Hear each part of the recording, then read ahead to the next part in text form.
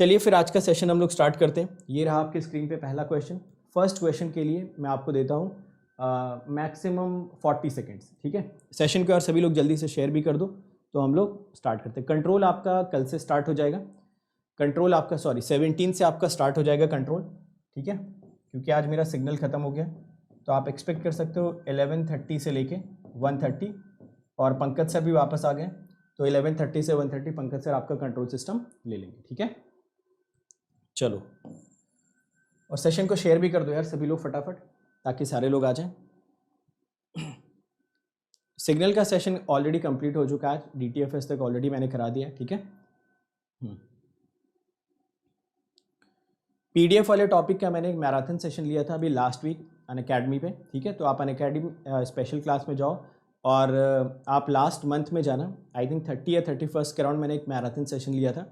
उसमें मैंने पूरा का पूरा कंप्लीट कर दिया था जितना भी आपको रैंडम वेरिएबल से रिलेटेड टॉपिक्स थे, ठीक है। तो देखो काफ़ी सारे लोगों का आंसर भी आ गया यार, बहुत सारे लोगों ने आंसर भी कर दिया। Sonu, Nilesh, Swati, Vinay, Rahul, Manuraj, Shankar, Priyanka and everyone has answered it correctly. I hope B option आप लोग करो ना। तो देखो सभी को दिख ही रहा होगा कि ये जो डिफरेंशियल इक्वेशन मेंशन कर रखा है, ये डिफरेंशियल इक्वेशन लीनियर कब होता है, जब इस y पे कोई नॉन लीनियर ऑपरेटर नहीं लगा होता है ना। तो y पे देखो ऑपरेटर कैसा लगा हुआ, नॉन लीनियर, मतलब आप जब साइन y को चाहो तो एक्सपैंड करोगे, तो जब आप साइन y का एक्सपेंशन करेंगे तो ऑब्वियसली ये आपको y की हायर पावर्स दे देगा, तो ये हमेशा नॉन लीनियर डिफरेंशियल इक्वेशन की कैटेगरी में फॉल कर जाएगा, ठीक है। चलिए आते हैं अगले सवाल की तरफ। ये रहा आपकी स्क्रीन पे अगला क्वेश्चन। ये टाइमर आपका इधर चल रहा है, इसमें मैं आपको देता हूँ हार्डली 1 मिनट का टाइम, ठीक है। तो फटाफट यार क्वेश्चंस का आंसर करते जाओ, फटाफट क्वेश्चंस का आंसर करते जाओ। देखो जैसे जैसे आप आगे प्रोफेशनल लाइफ में जाते जाओगे ना, तो आपको अपने अंदर ना मल्टीटास्किंग की एबिलिटी बहुत अच्छे से डेवलप करनी होगी। मतलब कई सारी चीज़ें आपको इफेक्टिवली मैनेज करनी पड़ेंगी, जिसमें आपकी फैमिली लाइफ भी होगी, क्योंकि आगे जैसे जैसे आप जाते जाओगे आपके ऊपर रिस्पॉन्सिबिलिटीज़ बढ़ती जाएंगी। तो आपको सारी चीज़ों की ना मल्टीटास्किंग कैसे करनी चाहिए ताकि हर एक फ्रंट आपका बहुत ही बेहतरीन तरीके से मैनेज रहे। तो उसके लिए आई थिंक आज की डेट में जो सबसे बेस्ट एग्जाम्पल है, जैसा मैंने बोला कि Elon Musk is the best example, वो क्या फॉलो करते हैं ना, उस पर मैंने काफ़ी रिसर्च की, मतलब काफ़ी पढ़ा, मैंने काफ़ी टाइम से पढ़ रहा हूँ उनके बारे में। तो वो सब कुछ इकट्ठा करके कल का सेशन हम लोग करेंगे, तो काफ़ी इंटरेस्टिंग सेशन रहेगा कल वाला सेशन। मल्टीटास्किंग बड़ी इंपॉर्टेंट चीज़ होती है। जैसे मान लो विराट कोहली है, तो अब आप सोचो उसके पास क्रिकेट खेलने के अलावा कितने सारे काम हैं, है ना। उसके कुछ बिजनेसेस भी चल रहे होंगे, उसको एडवर्टीजमेंट भी कर रहे हैं, उसको अपनी प्रैक्टिस भी करनी है, और लगातार करना है। ऐसा नहीं कि एक दिन करना है। जैसे मान लो हमारा सेमेस्टर एग्ज़ाम आता है तो हम 3 दिन पहले पढ़ने बैठ जाते हैं, सुबह से शाम तक पढ़ते रहते हैं, इसी आशा में कि जिस दिन सेमेस्टर खत्म होगा उसके बाद 1 हफ्ते तक आराम करेंगे, है ना। तो ऐसी एक्सपेक्टेशन होती है। तो वो तो कभी कभार वाली बात होगी, बट जो डेली रूटीन वाला पार्ट होता है ना, वो बड़ा डिफिकल्ट होता है, बहुत कम लोग फॉलो कर पाते हैं उसको। चलो खैर, ज़्यादातर लोगों ने आंसर भी बता दिया। डी ऑप्शन काफ़ी लोग बोल रहे हैं, डी ऑप्शन बोल रहे हैं। चेक कर लेता हूँ मैं। पहला वाला जो मुझे दिख रहा है, ये तो देखो y से मल्टीप्लिकेशन की वजह से यार ये लीनियर तो नहीं रह गया, है ना। तो पहला वाला तो आई थिंक नॉन लीनियर होना चाहिए, मतलब आपका जो a मैच करना चाहिए वो मैच करना चाहिए 1 से, है ना। तो आप लोग डी ऑप्शन क्यों बता रहे हो यार, कौन डी बता रहा है। तो फर्स्ट वाला तो नॉन लीनियर हो गया ना, ये y दिख रहा है ना। आज तो फॉन्ट साइज की दिक्कत नहीं होनी चाहिए। रुको मैं ये लाइट्स बंद कर देता हूँ, ठीक है। तो अभी रिफ्लेक्शन भी आपको थोड़ा कम ही आ रहा होगा। चलो देखो, तो ये जो y वाला पोर्शन दिख रहा है ना, इस वजह से ये तो नॉन लीनियर हो गया, मतलब a को मैं देना चाहूँगा नॉन लीनियर, ठीक है। सेकेंड वाला देखो, सेकेंड वाला है तो सही लीनियर, बट इसको मैं होमोजीनियस तो नहीं बोल सकता। हाँ, ये बोल सकता हूँ linear differential equation with constant coefficient, और ये मैंने नाम भी कई कई बार लिया आपके सामने, अगर आपको याद हो, LCCD बोलते हैं ना इसको, linear constant coefficient differential equation. तो C को आप क्या देना पसंद करोगे, 2। और इसको देख लेते हैं, A1 d2y x dy by d x square. तो ये तो होमोजीनियस लग रहा है, क्योंकि यहाँ पे अगर आप पावर चेक करोगे तो ये है तो लीनियर, बट ये साथ के साथ होमोजीनियस की कैटेगरी को फॉलो कर रहा है। तो आपका इसमें आ जाएगा 3। तो ये तो बड़ा सीधा सीधा हो गया, A का 1, B का 2, C का 3। तो ऑप्शन आपका क्या हो जाएगा, A ऑप्शन, ठीक है। फाइन, बिल्कुल सही बात है यार। तो जो लोग डी दे रहे थे ना, वो थोड़ा आंसर्स अपने इंप्रूव करो। तो शुरुआत में मैंने बेसिक क्वेश्चंस ले रखे जिससे आपकी सारी चीज़ें रिवाइज हो जाए। चलिए आते हैं अगले क्वेश्चन की तरफ। धीरे धीरे हम लोग क्वेश्चंस बढ़ाते जाएंगे, क्वेश्चंस का लेवल बढ़ाते जाएंगे, और डिफरेंशियल इक्वेशन के कोर कॉन्सेप्ट से भी आएंगे। तो फटाफट देखो इसको और आंसर बताओ। पूछ रहा है differential equation of the form dy by d x equal two is this. अच्छा, ट्रू फॉल्स बताना है, तो मुश्किल से 10 सेकेंड ले लो। तो 10 सेकेंड्स के अंदर अंदर इस क्वेश्चन का आंसर सभी लोग करेंगे. Differential equation homogeneous if the function depends on the ratio y by x or x by y. बोलो ट्रू है या फॉल्स? ट्रू या फॉल्स? देखो सिंपल सी बात है ना कि अगर होमोजीनियस है इसका मतलब y बाई एक्स पे तो डिपेंड करना ही चाहिए. ये दे रखा है ना, depends only on the ratio of y by x और फिर x बाई वाई. तो ये स्टेटमेंट कैसा हो गया आपका? ट्रू स्टेटमेंट हो गया. तो होमोजीनियस का मतलब ही होता है कि आपका जो रेशियो आना चाहिए वो x बाई वाई या y बाई एक्स पे डिपेंड करना चाहिए. ठीक है, ताकि आप जब भी y is equal to M X या y is equal to we X डालो तो ऊपर नीचे वाले एक्स एक्स आपके कैंसिल आउट हो जाए. ठीक है, चलो ये भी बड़ा सिंपल सा क्वेश्चन, सबने आंसर कर दिया. चलो अगला क्वेश्चन. अब यहाँ से धीरे धीरे आपको लेवल बढ़ता हुआ दिखेगा. तो इस क्वेश्चन के लिए अगेन मैं आपको दूंगा मैक्सिमम 40 सेकंड्स. ठीक है, with in time frame answer करते जाना है. फटाफट सारी चीज़ें हम लोग क्लास में डिस्कस कर चुके हैं, so no need to worry about that. But ये क्वेश्चन जल्दी जल्दी सॉल्व करिए.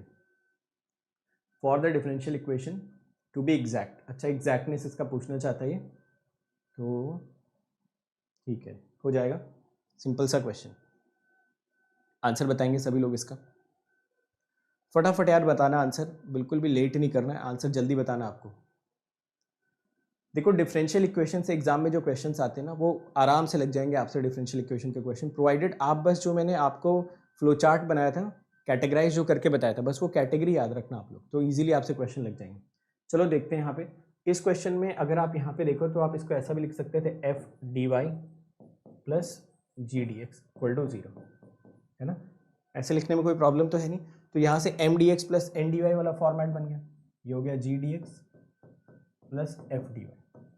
तो जाहिर सी बात है कि ये वाला एक्सप्रेशन को आप क्या मानोगे, इसको मान लो m और इसको मान लो n.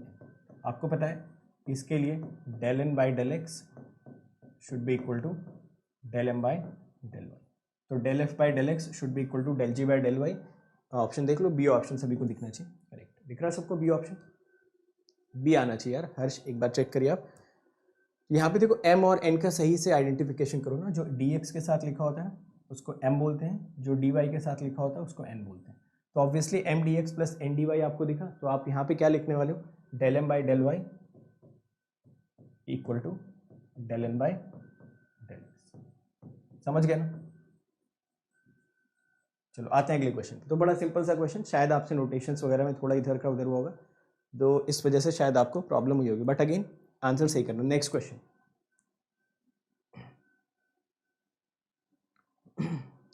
क्रैश कोर्स में कौन से लेक्चर में, यार शायद 3 ही लेक्चर है, एक बार आप देख लो, है ना. एक बार फॉरवर्ड करके देख लो. होपफुली सेकंड लेक्चर में शायद मैंने कराया जहाँ तक मुझे याद है, बट स्टिल आपको चेक करना चाहिए. इसके लिए भी 1 मिनट यार, मैक्सिमम 1 मिनट इस क्वेश्चन के लिए भी. तो ये बेसिक क्वेश्चन है, फ्री के मार्क्स मिलते हैं इसमें. क्वेश्चन पढ़ो और आंसर बताओ. तो इसमें कहानी जो लिखी है वो कहानी को शॉर्ट में पढ़ के आंसर कैलकुलेट करो. एक डिफरेंशियल इक्वेशन, कोई रेट कांस्टेंट वगैरह जो भी लिखा है, x is equal to A at T equal to 0, solution of the equation is. अच्छा, उसने मतलब आपको एक कंडीशन भी दे रखी है ताकि आप कांस्टेंट वगैरह अगर कैलकुलेट करना चाहें तो कैलकुलेट कर लें. ये चीज़ उसने मेंशन कर रखी है.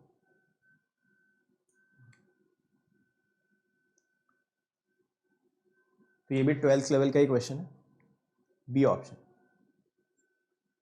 बी ऑप्शन आ रहा है काफ़ी लोगों का, चेक करना पड़ेगा यार, मुझे आंसर पता नहीं, आई हैव टू चेक. चलो आई थिंक सिंपल इंटीग्रेशन से ये क्वेश्चन हो जाना चाहिए, जैसा मुझे एक नज़र में देख के लग रहा है. तो सिंपल सा अगर हम लोग इंटीग्रेशन लगाएंगे ना तो ये क्वेश्चन ईजिली क्रैक हो जाना चाहिए. चलिए देखते हैं. इस क्वेश्चन में आपको कुछ ऐसा मेंशन कर रखा है, D x by D T plus के एक्स स्क्वायर इक्वल टू 0, ये मेंशन कर रखा है. इनिशियल कंडीशन मेंशन कर रखी है, एक्स की वैल्यू ए है एट टी इक्वल टू 0, ये उसने कंडीशन मेंशन कर रखी है. ठीक है, अब चाहो तो आप इसको क्या कर सकते हो, थोड़ा सा वेरिएबल सेपरेबल टाइप का कुछ लगा लो. तो ये मिलेगा d x by x square equal to minus k d t, ऐसा लिख सकते हैं ना. तो मैं माइनस के एक्स स्क्वायर उधर ले गया, एक्स स्क्वायर को नीचे लेके चला गया, माइनस के डी टी. दोनों साइड अगर मैं इंटीग्रेट कर दूँ तो यहाँ से मुझे मिल जाएगा minus 1 by x equal to minus k t plus c, है ना. यहाँ पे एक्स के रिस्पेक्ट में, यहाँ पे टी के रिस्पेक्ट में. टी इक्वल टू 0 डालो तो सी की वैल्यू आपको मिल जाएगी -1 बाई. तो आपको जो आंसर मिलना चाहिए that should come out to be 1 by x equal to k t plus 1 by, ऐसा कोई ऑप्शन होना चाहिए. ऐसा एक ऑप्शन बी दिख रहा है ना. तो सिंपल सा वेरिएबल सेपरेबल का क्वेश्चन. जस्ट आपको x को x के साथ रखना था, t को t के साथ रखना था, इनिशियल कंडीशन डाल के ये कैलकुलेशन कर लेंगे, ठीक है। चलो होपफुली सभी को समझ में आ गया ये क्वेश्चन कैसे करना। आइए चलते हैं अगले सवाल की तरफ। नेक्स्ट क्वेश्चन पढ़ो। अच्छा, अगर नेक्स्ट क्वेश्चन में कोई मुझे इसका नाम बता देगा यार, अगर इसका नेक्स्ट क्वेश्चन में कोई मुझे नाम बता देगा तो भी मुझे थोड़ी खुशी मिलेगी कि इसका नाम क्या है। थैंक यू यार कामेंद्र कौशल। देखो, अगर आप हिंदी मीडियम वाले स्टूडेंट से मिलोगे ना तो जनरली उनकी राइटिंग अच्छी होती है, क्योंकि हम लोग हिंदी में लिखते हैं ना। तो अगर आप हिंदी में लिखने की प्रैक्टिस करोगे ना, बर्नौलीज इक्वेशन यार वेरी गुड, ठीक है। तो बर्नौलीज इक्वेशन सबको दिखना चाहिए। इसका एक सेट फॉर्मेट मैंने आपको बताया था, इसका मैंने आपको एक सेट फॉर्मेट बताया था। आप सभी लोग यार इस क्वेश्चन को सॉल्व करो और आंसर बताओ। और सेशन को शेयर भी करो यार, बिल्कुल सही बात है, बर्नौलीज थ्योरम। तो सेशन को यार शेयर भी कर दो जल्दी से, जितने भी लोग प्रेजेंट हो। बाकी लोग इसका आंसर कैलकुलेट करके आंसर बताइए। अच्छा, टाइम इसमें I think you should take maximum 1 minute, ठीक है। मैक्सिमम 1 मिनट में ये क्वेश्चन हो जाना चाहिए।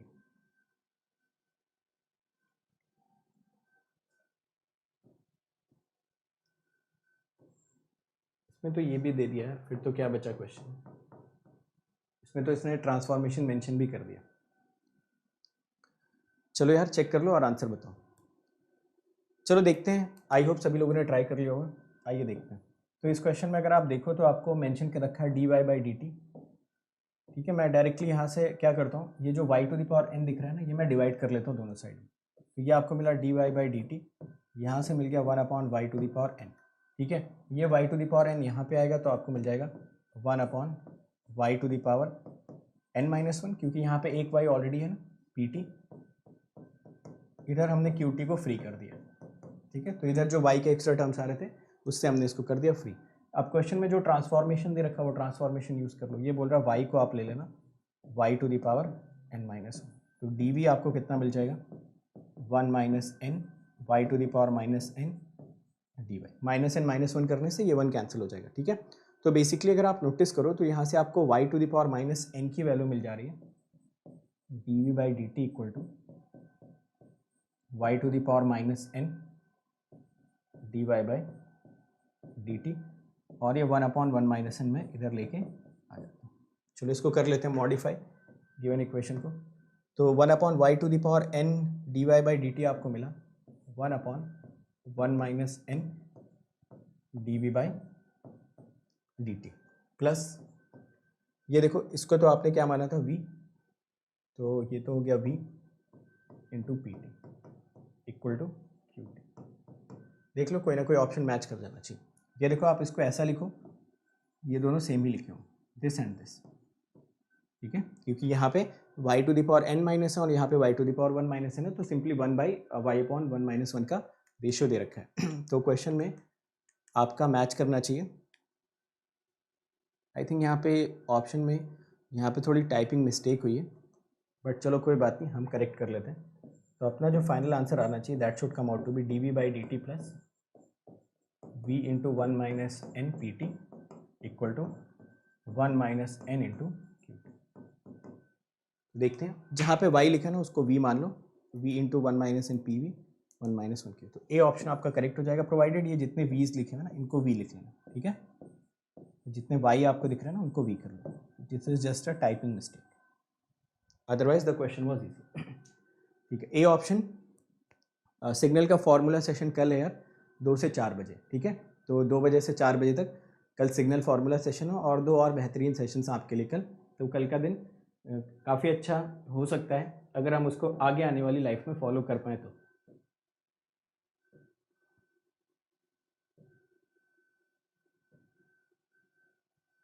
ठीक है, चलो आते हैं अगले क्वेश्चन की तरफ। अब क्वेश्चंस का लेवल धीरे धीरे थोड़ा थोड़ा बढ़ेगा, थोड़ा इंक्रीज होगा ना। अगला क्वेश्चन करिए, आंसर बताइए। नेक्स्ट क्वेश्चन करो और आंसर बताओ। सभी लोग यार फटाफट अटेम्प्ट करना स्टार्ट करो। x² dy/dx plus 2xy minus x plus 1 equal to 0, given that at x equal to 0 y is 0। तो इसका सॉल्यूशन हमसे पूछना चाहता है।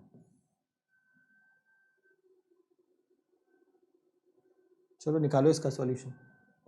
क्वेश्चन तो दिख रहा है ना सभी को, ऐसा तो कोई नहीं है जिसको आज किसी तरह का रिफ्लेक्शन या फॉन्ट साइज में दिक्कत हो, आज नहीं होनी चाहिए, ठीक है। तो बीच में एक क्लास में हुआ था अपने साथ। इक्वेशन सबको दिख रही होगी, x square d y by d x plus 2xy minus x plus उसके बाद का डेटा इधर लिखा हुआ 1 = 0, ठीक है। लेक्चर नंबर 6 का PDF नहीं मिल रहा है, मैं यार एक बार चेक करता हूँ, बट तब तक आप क्या करो कि कम से कम तब तक उसको खुद से बना लो। 1 घंटे का लेक्चर आई थिंक वो आप खुद से देख के नोट्स बना सकते हो, मैं कोशिश करता हूँ। क्योंकि होता क्या है ना, सारे के सारे PDF एक फोल्डर में डाल के फिर उसको मैं अलग से एक दूसरे ड्राइव में कॉपी कर देता हूँ। तो मैं चेक करता हूँ, अगर मुझे मिलता है तो मैं ज़रूर शेयर करूँगा, ठीक है। अदरवाइज़ तब तक आप एटलीस्ट इतना तो करो ही कि उसमें जो पढ़ाया गया था ना उसको 1-1.5 पेज के नोट्स बनेंगे, उनको आप खुद से बना लो एटलीस्ट, तब तक तो इतना करिए ही करिए। चलिए देखते हैं, इस क्वेश्चन को भी सॉल्व करने की कोशिश करते हैं। यहाँ पे आपको दे रखा है जो data, it is x square d y by d x, ठीक है, plus 2xy minus x plus 1 = 0। चलो अब मैं क्या करता हूँ, यहाँ पे तो पहला काम तो मैं यही करूँगा कि एक्स स्क्वायर से डिवाइड कर दूँगा। तो जब मैं इसको एक्स स्क्वायर से डिवाइड करूँगा तो ये बचेगा 2y by x equal to 1 minus x minus equal to x minus 1 divided by x square, ठीक है। तो ये तो लीनियर इक्वेशन दिख गया, इंटीग्रेटिंग फैक्टर वगैरह से हो जाना चाहिए। तो इसका सॉल्यूशन लिखने का मैंने आपको शॉर्टकट बताया था ना, शॉर्टकट इन द सेंस एक प्रोसेस बताया था कि आप क्या लिखोगे, y इंटू यहाँ पे क्या लिखोगे, ये जो फंक्शन दिखता है ना, ये फंक्शन मैं लिख देता हूँ x minus 1 divided by x square into integrating factor dx plus some constant, और यही इंटीग्रेटिंग फैक्टर आप इधर लगा दोगे। इंटीग्रेटिंग फैक्टर निकालने का प्रोसेस क्या हमने समझा था, इंटीग्रेटिंग फैक्टर निकालने का प्रोसेस भी बड़ा आसान था। e टू द पावर यहाँ पे जो भी लिखा होता है 2/x dx, तो ये 2 ln x 1 by x square आ जाना चाहिए, 2 ln x एक्स स्क्वायर। तो you should get integrating factor as x square. ये इंटीग्रेटिंग फैक्टर वगैरह तो यार बड़ा सिंपल होता है, सभी लोग इसमें कंफर्टेबल होते हैं। अब मैं सारी चीज़ें यहाँ पे पुट कर देता हूँ, ये मिल जाएगा आपको y इंटू एक्स स्क्वायर, ये एक्स स्क्वायर कैंसिल आउट हो जाएगा। इसका इंटीग्रेशन करना बहुत आसान है, x square by 2 minus x plus some constant c. Question में और कोई डेटा दे रखा है, क्वेश्चन में दे रखा है x इक्वल टू 1 रखने पे y मुझे मिलना चाहिए 0। तो अगर मैं x को 1 पुट कर देता हूँ तो y 0 मिलना चाहिए, मतलब c मुझे मिलना चाहिए 1/2। x इक्वल टू 0 पे y की वैल्यू 1 मिलनी चाहिए, that means we should get this c as 1/2।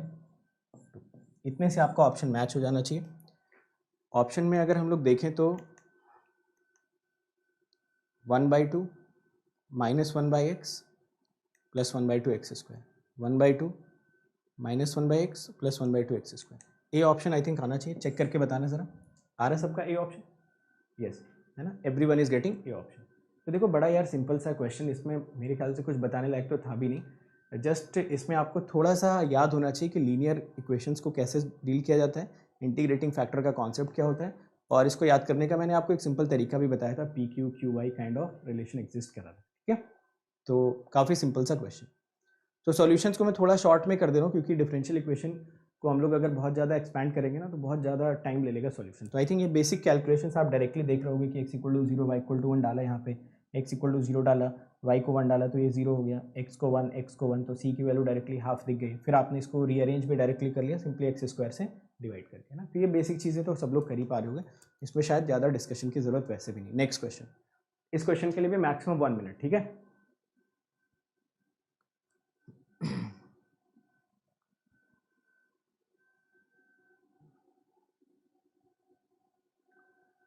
इसका आंसर बताइए। और देखो मेरा ऐसा मानना है यार कि सारे टीचर अच्छे होते हैं, हर टीचर बहुत मेहनत करता है, ये डिपेंड करता है कि आपका किसको समझ में आ जाए, है ना। हो सकता है कि मेरा पढ़ाया भी बहुत लोगों को नहीं समझ में आता होगा, तो वो उनका किसी और टीचर को आता होगा, या कई लोगों को किसी और का नहीं आता होगा, मेरा समझ में आ जाता होगा। तो हर टीचर अच्छा होता है, हर ऑर्गेनाइजेशन अच्छा होता है, प्रोवाइडेड आप कहाँ बेनिफिट ले पाते हो, कहाँ आपको अच्छा लगता है, ठीक है। तो मतलब ये एक जनरल बात होती है यार, हर जगह पे है ना, हर प्रोडक्ट सबको पसंद नहीं आता ना। आप ही आपकी फैमिली में भी अगर 10 लोग होंगे तो हर कोई अलग अलग सोप यूज़ करता होगा, हर कोई मे भी अलग अलग टूथपेस्ट यूज़ करता होगा, किसी को अलग बाइक पसंद होगी, किसी को अलग कार पसंद होगी, तो वो एक ह्यूमन टेंडेंसी होती है ना, इसी वजह से हमारे पास वैरायटी होनी चाहिए, एक फेयर कंपटीशन होना चाहिए। आंसर तो स्वाति का मानना है सी आना चाहिए, रोहन का भी मानना है सी आना चाहिए, विकास, मनोज, सभी को ऐसा लग रहा है सी ऑप्शन आना चाहिए। ज़रा चेक करते हैं इस क्वेश्चन को और सॉल्व करके आंसर निकालते हैं यार। तो इस क्वेश्चन में आपको दे रखा है d y by d x equal to y square और वैल्यूज़ मेंशन कर रखी है वाई ज़ीरो, मतलब वाई ज़ीरो जब भी मेंशन किया होता है, मैंने शायद आपको बताया भी था कि वाई ज़ीरो का मतलब यहाँ पे अगर आप थोड़ा सा डिकोड करो तो ये बोल रहा है कि x इक्वल टू ज़ीरो पे y की वैल्यू कितनी मिलनी चाहिए, ऐसा कुछ आपको यहाँ पे मेंशन कर रखा है। और भी कुछ दिया है क्या? सॉल्यूशन के बारे में बात करना चाहता है, आइए हम भी सॉल्यूशन कैलकुलेट करते हैं। D y by y square equal to d x. तो यहाँ पे जो हम दोनों साइड इंटीग्रेट करेंगे तो हमें मिलना चाहिए -1/1। तो यहाँ पे अगर हम x को 0 डाल दें तो y उसने मेंशन कर रखा है 1, तो c की वैल्यू आपको मिल जानी चाहिए -1/, यानी कि y की वैल्यू आपको यहाँ से मिलनी चाहिए 1/1 - x। I hope you are getting this point very clearly, ठीक है। तो सभी लोगों ने यहाँ से कैलकुलेट कर लिया होगा यार कि y की वैल्यू 1/1 - x मिल गई होगी। तो simply d y by d x को वाई स्क्वायर पुट किया, थोड़ा बहुत मैंने सॉल्व किया, ये इनिशियल कंडीशन डाली यहाँ पे, x इक्वल टू 0 पे y इक्वल टू 1 डाला, यहाँ पे 0 डालो, y की जगह 1 डालो, c की वैल्यू मिल जाएगी -1, यहाँ पे उठा के वैल्यूज पुट कर दी, आंसर मैंने कैलकुलेट कर लिया। अब यहाँ पे पूछ रहा है कि जो सॉल्यूशन आ रहा है, जो फाइनल सॉल्यूशन आ रहा है वो हर एक वैल्यू पे बाउंडेड नहीं है, तो दिख ही रहा है कि x इक्वल टू 1 पे अनबाउंडेड हो जा रहा है, इन्फिनिटी को टेंड कर रहा है। तो बस जो भी आंसर आना चाहिए उसमें x इक्वल टू 1 नहीं आना चाहिए, x इक्वल टू 1 पे y is tending to infinity, मतलब y आपका अनबाउंडेड हो जा रहा है। तो चेक कर लो कि इसमें x इक्वल टू 1 नहीं आ रहा है, इसमें आ रहा है, तो ये गलत हो गया। इसमें भी x इक्वल टू 1 क्योंकि इक्वालिटी लगा रखी है, ये भी गलत हो गया। सी ऑप्शन आपका हो गया करेक्ट, है ना, क्योंकि सी ऑप्शन में उसने 1 को एक्सक्लूड कर रखा है, इंक्लूड नहीं किया। वो बोल रहे हैं या तो 1 के आगे जाओ या तो 1 से पहले जाओ, 1 पे आप नहीं रह सकते या 1 को इंक्लूड नहीं कर सकते, ठीक है। सिंगुलर पॉइंट का कॉन्सेप्ट होता है ना जनरली जो कॉम्प्लेक्स के लिए डिफाइंड होता है, ठीक है। वैसे आप चाहो तो बोल सकते हो सिंगुलर पॉइंट, ठीक है। चलो ये क्वेश्चन देखो, देखिए इस क्वेश्चन को देखिए और सॉल्व करिए, आंसर बताइए। ये सेम क्वेश्चन मैंने क्लास में भी करवाया था, अगर आपको याद हो तो। जो लोग क्रैश कोर्स में हमारे साथ जुड़े थे उनको पता होगा कि ये क्वेश्चन हमने क्लास में भी किया था, बट अगेन एक बार प्रैक्टिस कर लो क्योंकि काफ़ी फेमस क्वेश्चन है और काफ़ी पॉपुलर क्वेश्चन है, ठीक है।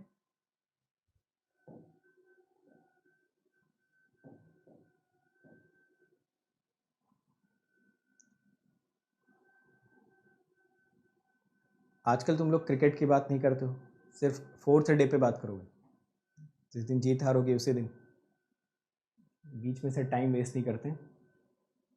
जब लगता है कि जीतने हारने की बात होगी तभी बात करते हैं।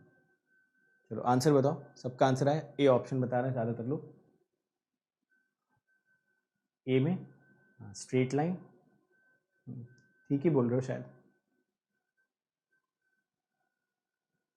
चलो चेक करना पड़ेगा, आंसर कैलकुलेट करते हैं, ठीक है।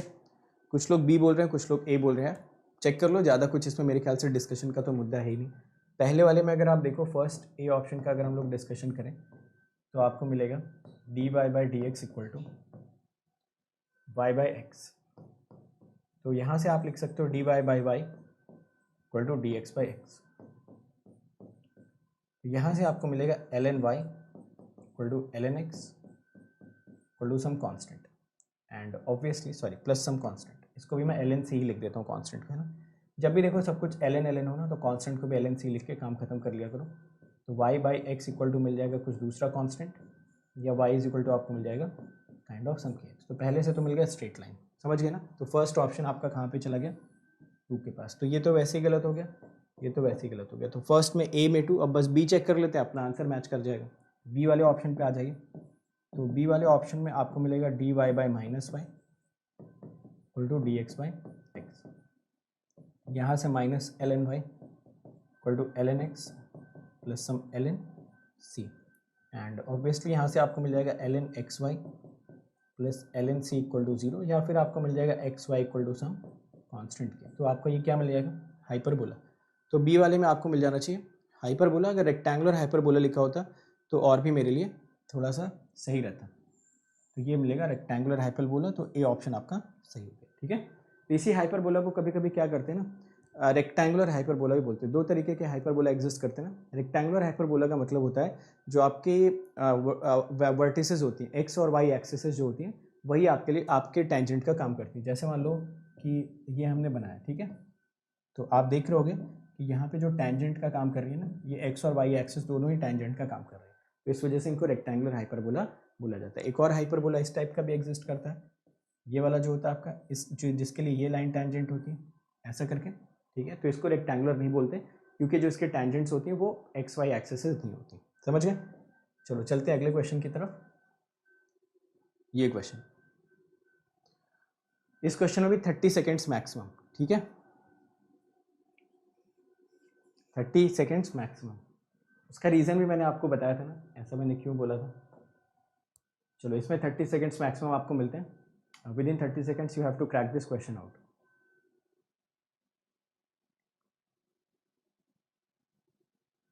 अच्छा, ऑर्डर पूछा है क्वेश्चन में और लीनियर नॉन लीनियर पूछा है, तो बता दो यार ऑर्डर कितना हो जाएगा इसका।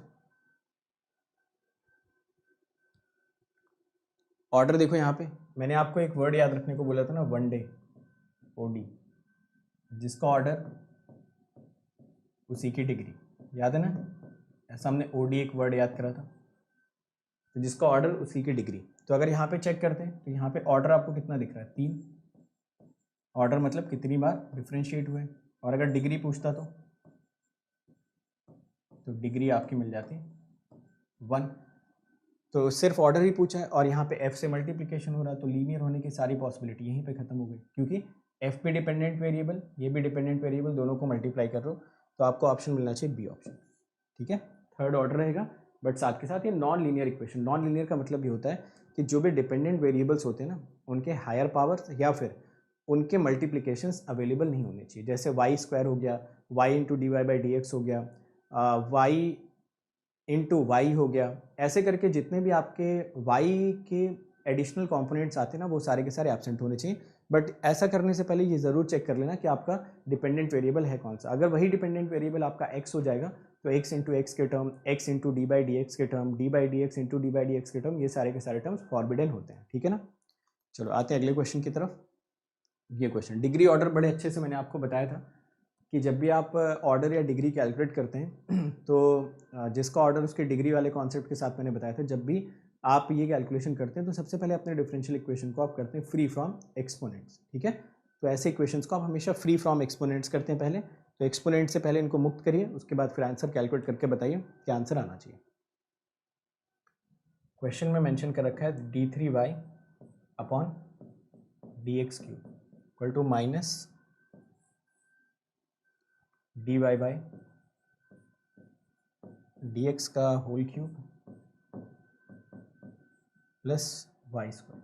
ठीक है, ये पावर 1/4 मेंशन कर रखा है, तो मैं इसको हटा देता हूँ। तो हमें इसको सबसे पहले एक्सपोनेंट से फ्री करना है, तो दोनों साइड की पावर क्या करते हैं, इसकी पावर कर देते हैं 4, तो इसकी पावर भी हो जाएगी, तो एक्सपोनेंट से हो गया फ्री। चेक करो जिसकी ऑर्डर ये दिया गया क्वेश्चन में d3y upon d x cube. अच्छा, ये +4 मेंशन कर रखा है, ठीक है, तो ये 4 इसके बाहर लिखा हुआ, ये अंडर रूट का ही साइन है, समझ गए ना। मतलब मैं यहाँ पे लिख के आपको दिखाता हूँ क्या लिखा है, कुछ ऐसा।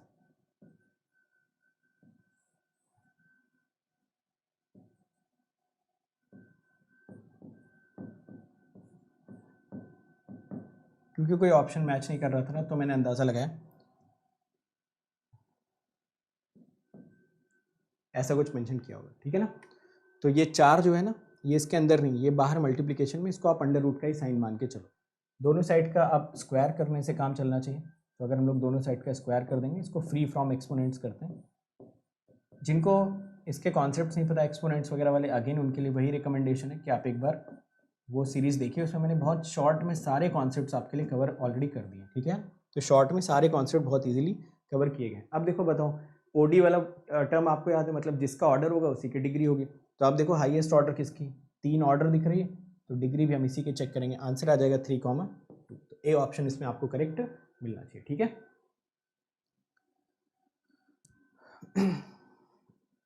Signal system is going to start in Hindi, ठीक है। तो signal system which is starting on 18, the language of that subject will be in Hindi. Hindi का मतलब समझाया हिंदी में जाएगा। अब हिंदी क्या होता है, अब मतलब आप बिल्कुल ही हिंदी अगर आपको नहीं आती then maybe you can avoid, even if you can understand little bit of Hindi, so most of the things are in English. बस केवल बातचीत हिंदी में होती है ताकि हम लोग बातचीत कर पाएँ। अगर आप मुझसे बोलोगे कि आप इंग्लिश में पढ़ा दो, मैं पढ़ा तो दूंगा बट मैं बातचीत नहीं कर पाऊंगा। तो इंग्लिश में पढ़ाने को तो पढ़ाई दे, ये स्टेटमेंट लिखा हुआ है इसको पढ़ दो इंग्लिश में, बट आप बोलो कि मैं इंग्लिश में अपने दिल की बात आपको कह पाऊँ तो वो पहुँचेगी नहीं आप तक। मैं कह तो दूंगा टूटी फूटी भाषा में, है ना, तो वो कनेक्शन बिल्डअप होता नहीं है। समझ रहे हो ना मेरे कहने का मतलब। चलिए ये क्वेश्चन देखिए। तो ये क्वेश्चन जितने लोग ईसी इलेक्ट्रिकल वाले हो वो फटाफट सॉल्व करके बता देना। आप इसमें यूनिलैटरल लाप्लास ट्रांसफॉर्म यूज कर लेना, ठीक है। जितने भी ईसी इलेक्ट्रिकल वाले हो ना, इसमें यूनिलैटरल लाप्लास ट्रांसफॉर्म यूज करके आंसर कैलकुलेट कर लेना। मैंने आपको रास्ता बता दिया, अब सही करिए और बताइए। चलो देखो,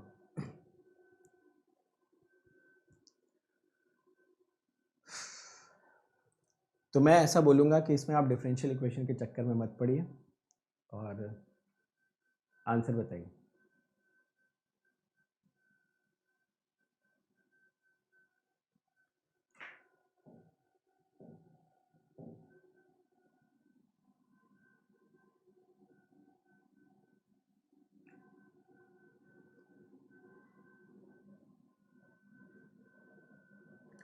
फूरियर सीरीज इंपॉर्टेंट है, आईएन ब्रांच के सिलेबस में मेंशन्ड नहीं है यार।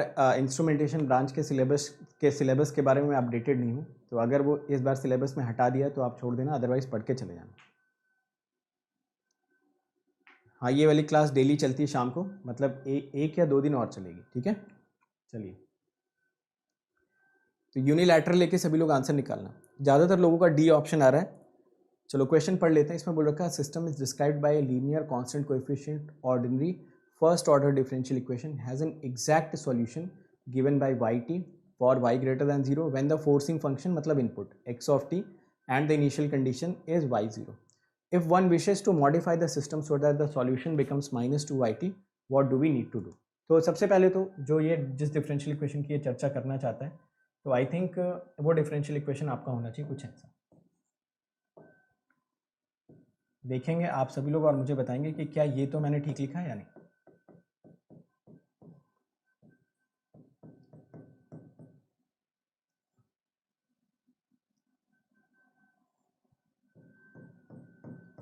चेक कर लो, है ना, ऐसा लिख सकते हैं सिंपल सी चीज़। तो मैंने dy/dt लिखा, some constant p, constant coefficient बोल रहा है ना क्वेश्चन में, तो कोएफिशिएंट तो कांस्टेंट ही रखना पड़ेगा। तो चलो मैं a लिख देता हूँ, p से आप लोग कंफ्यूज हो जाओगे, मैं a लिख देता हूँ। चलिए, तो मैंने एक first order ordinary linear constant coefficient differential equation यहाँ पे लिख दी। अब पूछ रहा है कि पहले इसका सॉल्यूशन निकालो, तो हम निकालते हैं इसका सॉल्यूशन। ये हो जाएगा s into y s minus y of 0 plus a into y s equal to x of s. ज़रा यहाँ से वाई एस कैलकुलेट करो, तो वाई एस आपको मिल जाएगा x of s divided by s plus a plus y of 0 upon s plus a. तो आप बोलोगे आपने जब ये पूरा का पूरा लिखा तब तो हमें वाई एस मिल गया, इसी का इन्वर्स अगर कैलकुलेट कर लेंगे तो वाई टी मिल जाएगा। ये तो पहली बात हो गई जो उसने क्वेश्चन में मेंशन कर रखी थी, ठीक बात है ना, समझ आ गया ना सभी को ये सारा सिंपल सा लॉजिक। तो ये इक्वेशन उसने क्वेश्चन में मेंशन नहीं कर रखी थी, ये हमें पता होना चाहिए कि first order linear differential equation having constant coefficients को कैसे लिखा जाता है। तो फर्स्ट ऑर्डर लीनियर लिख लो पहले, बाद में कोएफिशिएंट को कांस्टेंट बना लो। आपने ये फाइनल एक्सप्रेशन लिखा है यहाँ पे।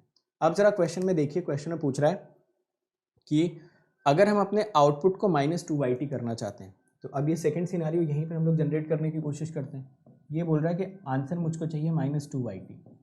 अगर आंसर -2yt चाहिए मतलब यहाँ पे -2ys मिलना चाहिए था। -2ys निकालने के लिए आपको मिलेगा -2x of s divided by s plus a plus -2y0 divided by s plus a. बस यहीं से सारी की सारी कहानी साफ हो गई कि अगर आपको -2ys चाहिए आंसर में, तो जो इनपुट पहले x ऑफ t था अभी उसको कितना हो जाना चाहिए -2 टाइम्स x ऑफ t। जो इनिशियल कंडीशन पहले आपकी y ऑफ 0 थी, अभी उसको कितना हो जाना चाहिए, -2 टाइम्स y ऑफ 0, है ना। तो बड़ा सिंपल सा क्वेश्चन बन गया, अगर आप इसमें यूएलटी वगैरह लगा सकते हो तो ज़रा ऑप्शन पे आते हैं, ऑप्शन देखते हैं। ऑप्शन में देखिए कौन सा ऑप्शन करेक्ट है इसमें, पहला गलत, दूसरा गलत, तीसरा गलत, चौथा सही। तो डी ऑप्शन इसमें आपको मिल जाएगा करेक्ट ऑप्शन, ठीक है ना। आ गया सबको हर जगह पे, सभी लोगों को आ गया समझ में, ठीक है। चलो जो डाउट है ना पूछते जाओ, मैं देख देख के रिस्पॉन्ड करता जाऊँगा, फाइन। चलिए आते हैं अगले क्वेश्चन की तरफ। ये रहा आपके स्क्रीन पे नेक्स्ट क्वेश्चन। ये क्वेश्चन भी क्लास में करवाया हुआ, अगर आप लोगों को याद हो तो ये भी क्वेश्चन इस तरीके के क्वेश्चन का इसलिए मैंने लिया ताकि आपको इसी बहाने वो पुराना वाला कॉन्सेप्ट याद आ जाए, ताकि आप इजीली इसका आंसर कर पाओ। फाइन, चलो यार इसका आंसर बताओ।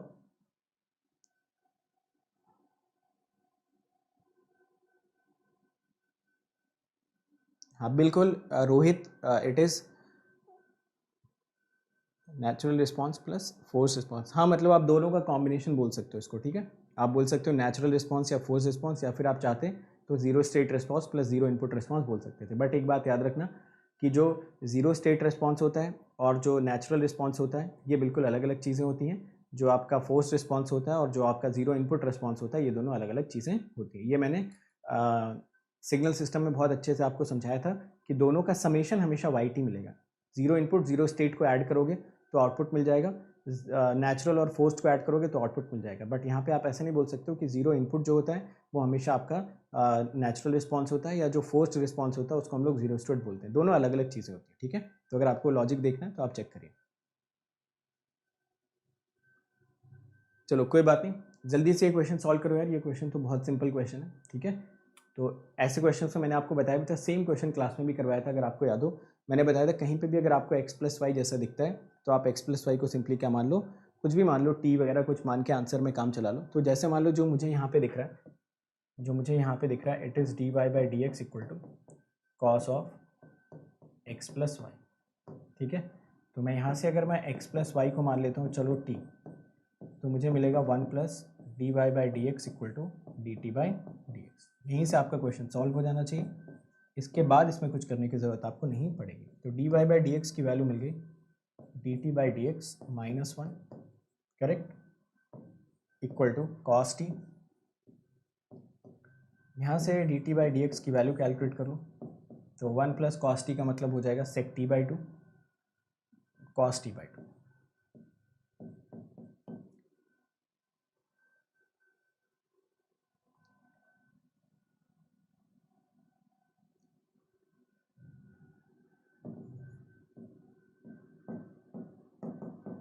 ऐसा कुछ मिल जाएगा। तो यहाँ से आपको मिल जाना चाहिए 1/2 sec square t by 2 d t equal to d x, ठीक है। इंटीग्रेट करोगे तो सेक टी बाई 2 का इंटीग्रेशन कितना मिल जाएगा, यहाँ से इंटीग्रेट करके देखो ना। जब इसको इंटीग्रेट करोगे तो 2 तो कैंसिल हो जाएगा, यहाँ से आ जाएगा tan t by 2 equal to x plus constant. मतलब आंसर आना चाहिए tan x plus y by 2 equal to x plus c, tan x plus y by 2 equal to x plus c. तो डी ऑप्शन आपका भी correct. काफ़ी सारे लोगों ने डी आंसर दिया भी था, ठीक है।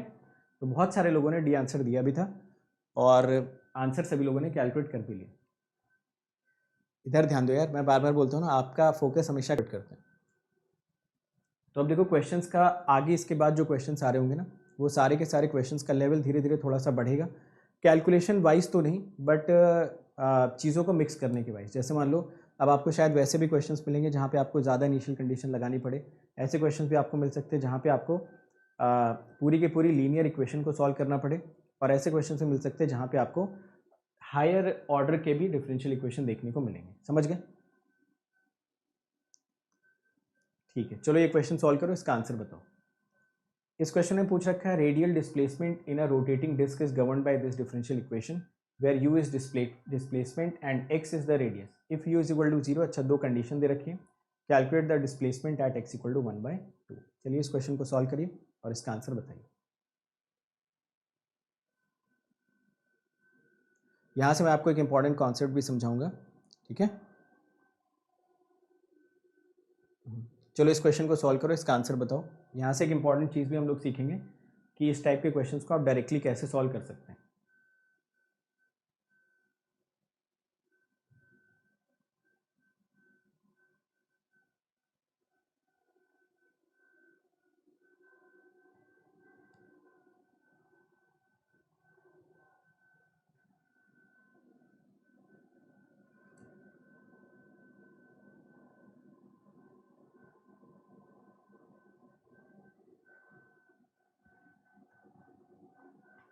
लास्ट वाले क्वेश्चन में किसी को कोई डाउट तो नहीं है? प्रोसेस तो सबको क्लियर हो गया ना? प्रोसेस में simply y equal to we x आपको पुट करना था और सारे इक्वेशंस को बस थोड़ा सा रीअरेंज कर लेना था।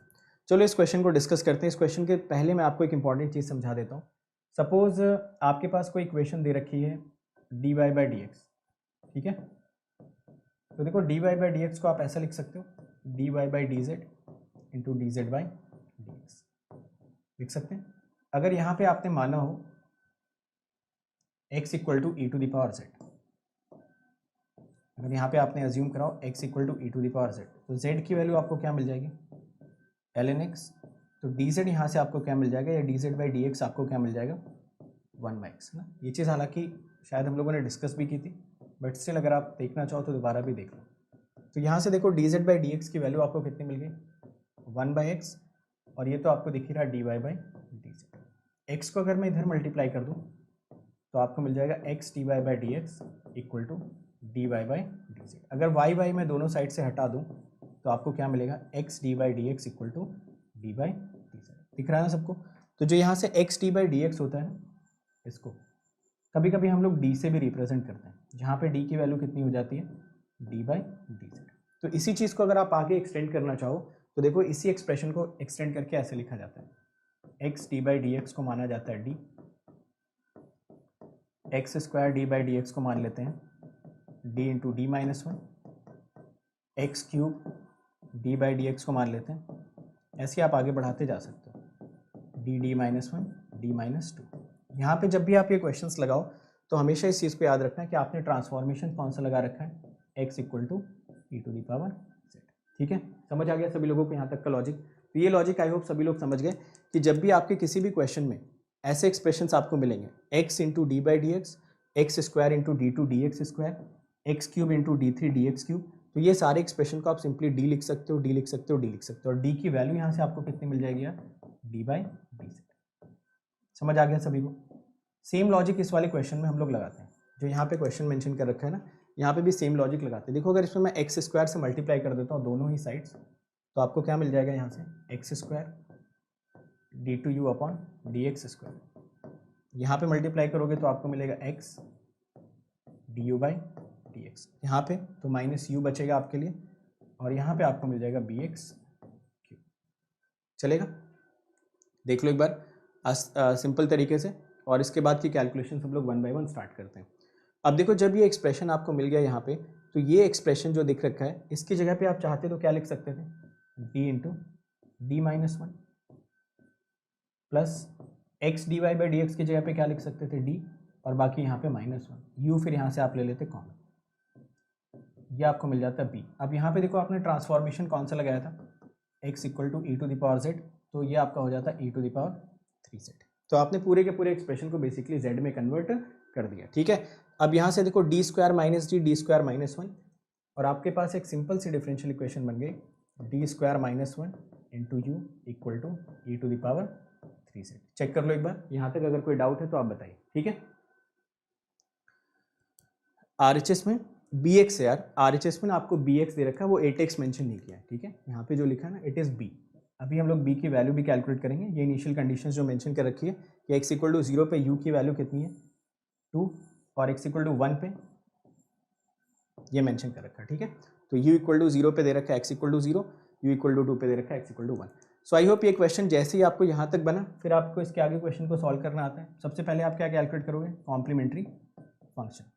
कॉम्प्लीमेंट्री फंक्शन यहाँ से डी स्क्वायर माइनस वन के रूट से कैलकुलेट होगा। रूट्स इसके आपको दिख रहे हैं प्लस माइनस वन, तो जो पहला आंसर आपको मिलेगा वो मिलेगा C1 e to the power z, C2 e to the power minus z. But आपने e to the power z को कितना मान रखा था यार? x, तो चाहो तो आप इसको यहीं भी मॉडिफाई भी कर सकते हो, C1x plus C2 by x. ये चीज़ आपने यहाँ पे मॉडिफाई कर ली। PI इसका कैसे कैलकुलेट करोगे? PI कैलकुलेट करने के लिए आप e to the power three z divided by D square minus one लगा दो। तो PY जब यहाँ से आप कैलकुलेट करेंगे u इज इक्वल टू, तो कितना मिलेगा? E to the power three Z.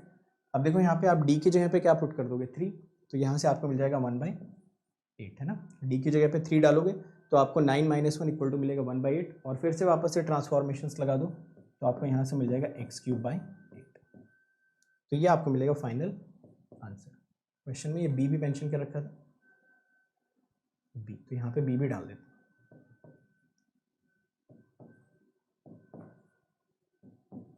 चलिए, तो मैं यहाँ पे थोड़ा सा वेट करता हूँ और आप लोग मुझे बताइए क्या यहाँ तक का प्रोसेस समझने में आपको कोई प्रॉब्लम हुई।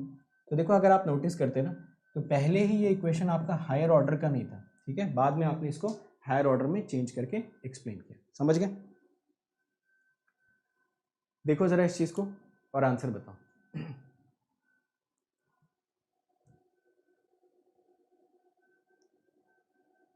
ठीक है,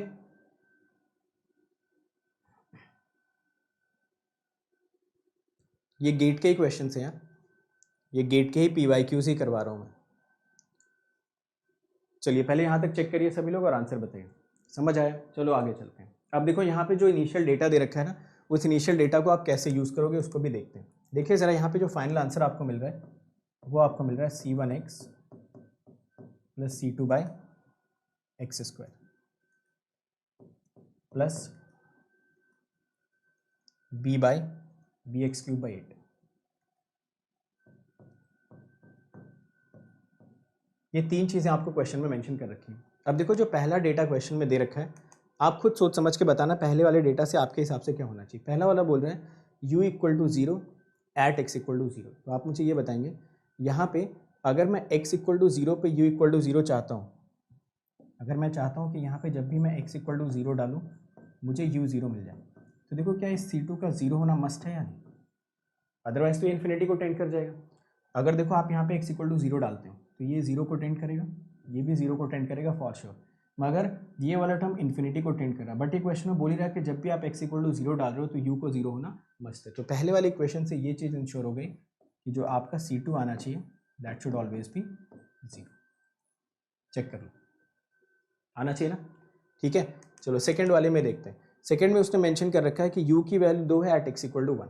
तो अगर मैं यहाँ पे x इक्वल टू 1 पुट कर दूँ तो मुझे u की वैल्यू 2 मिल रही है। पुट कर देते हैं यहाँ पे 2 is equal to C1 plus B by 8। तो C1 की वैल्यू देखिए यहाँ से कितनी आ जाएगी, 2 माइनस B बाई 8। चेक कर लो एक बार, क्या आप लोग कंफर्टेबल हैं इस वाली कैलकुलेशन में? तो सिंपली मैंने x को यहाँ पे क्या पुट किया 1 और u की वैल्यू मुझे मिल गई 2। तो ये 2 पुट करो, ये आपको C1 मिल जाएगा, ये मिल जाएगा B बाई 8, यहाँ से मिल गई C1 की वैल्यू। तो फाइनल आंसर आपका यहाँ से क्या मिल गया? C1 क्वेश्चन में मेंशन कर रखा है 2 माइनस B बाई 8 और आपका C2 तो 0 ही आ गया था, ये आपको मिल गया B x cube by.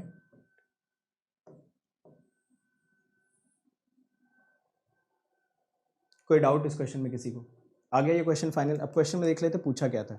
Final question में आपसे पूछ रहा था कि x इक्वल टू 1/2 पे वैल्यू कितनी होनी चाहिए थी। तो आप चाहो तो x इक्वल टू 1/2 रख के आंसर निकाल सकते हो। ये देखो ux आपका जो आया it is coming out to be 2 minus b by 8 plus b x cube by 8।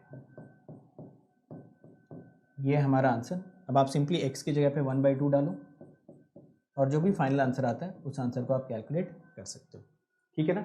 तो इस तरीके के अभी ऐसे क्वेश्चंस आपके सामने और आएंगे जहां पे आपको x के साथ मिलेगा dy by d x, x square के साथ मिलेगा d2y by d x, x cube के साथ मिलेगा d3y by d x. Anyone is having any doubt? तो ये क्वेश्चन को मैं एक अच्छा क्वेश्चन बोलूँगा क्योंकि इस क्वेश्चन में अगर आप नोटिस करते हो तो काफ़ी सारे लेयर्स थे। पहले तो आपको क्वेश्चन को देख के एक स्टैंडर्ड फॉर्मेट में कन्वर्ट करना था। इसको कभी कभी काउचीज डिफरेंशियल इक्वेशन भी बोलते हैं। जब भी इस टाइप की डिफरेंशियल इक्वेशन बनती है ना, जो आपने यहाँ पे लिखा है, ये देखो, ये this is called as Cauchy's differential equation, जिसमें एक्स स्क्वायर के साथ डबल, एक्स के साथ सिंगल और यहाँ पे कुछ कांस्टेंट जैसा आपको दिखता है।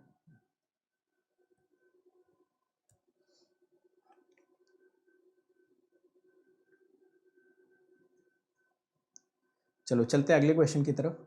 नेक्स्ट क्वेश्चन, इस क्वेश्चन का डेटा मिसिंग है, मैं डेटा लिख देता हूँ यार इस क्वेश्चन का, क्योंकि ये क्वेश्चन काफ़ी इंपॉर्टेंट क्वेश्चन है। तो इस क्वेश्चन का मैं डेटा आपके लिए लिख देता हूँ। इस टाइप के क्वेश्चन आप इस बार भी एक्सपेक्ट कर सकते हो एग्जाम में।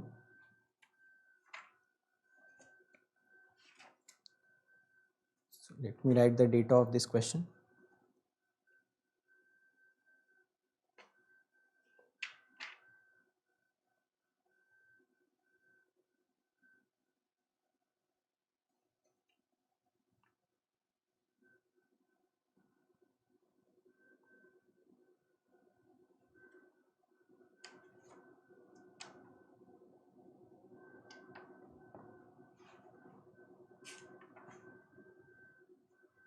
देखो इस क्वेश्चन में क्या दे रखा है, मेंशन किया है d2y by dx square plus p dy by dx plus qy equal to 0। और क्वेश्चन में क्या मेंशन किया है, बोल रखा है ये जो इक्वेशन है ना, इसका सॉल्यूशन है, ये खुद ही मेंशन किया क्वेश्चन, इसका सॉल्यूशन मेंशन कर रखा है y is equal to c1 e to the power minus 3x plus c2 e to the power minus x। ठीक है, ये उसने क्वेश्चन में मेंशन कर रखा है। चलिए पहला क्वेश्चन, इसके दो पार्ट्स हैं, ठीक है, तो दोनों पार्ट्स में मेंशन कर देता हूँ। ठीक,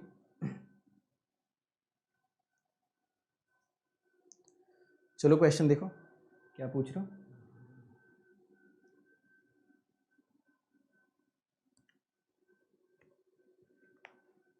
चलो देखो इस क्वेश्चन को सॉल्व करो।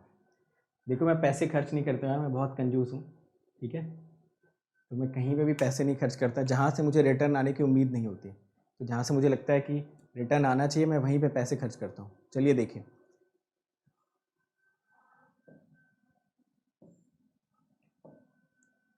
क्योंकि देखो जब होता क्या है कि जब आप पैसे कमाने लगते हो ना, तो पैसे खर्च करने का मन नहीं करता। जब तक आप पैसे नहीं कमाते हो तब तक आपका बड़ा मन करेगा कि यार काश मेरे पास पैसे होते तो मैं कितने पैसे खर्च कर देता। आंसर देखिए और बताइए।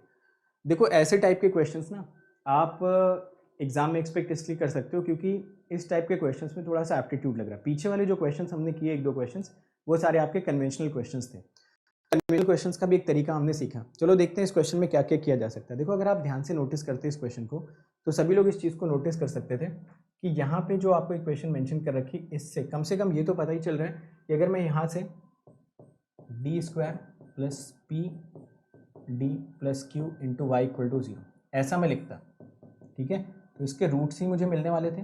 और अगर आप यहाँ से ध्यानपूर्वक नोटिस करते तो आपको पता चल जाता है कि जो रूट्स आने वाले थे वो एक रूट आपको मिल जाता है m1 इक्वल टू -3 और दूसरा रूट आपको मिल जाता है m2 equal to -1।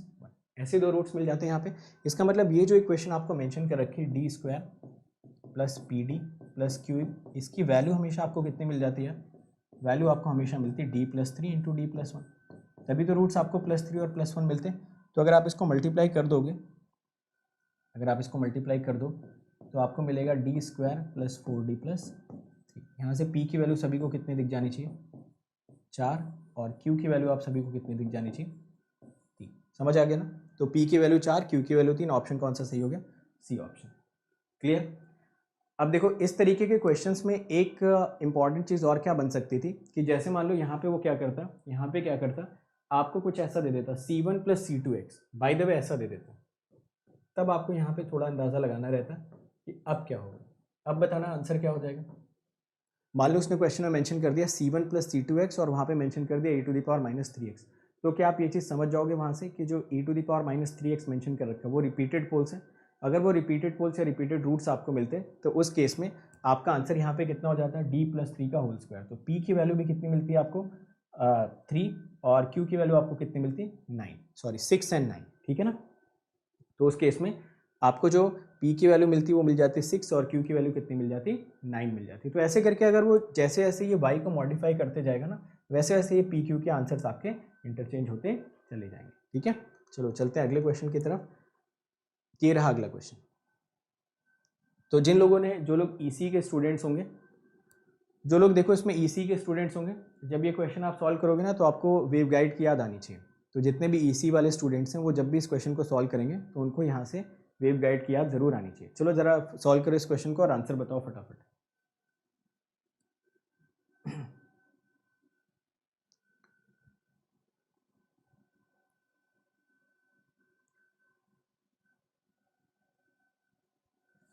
Everyone solve this question and tell me the correct answer.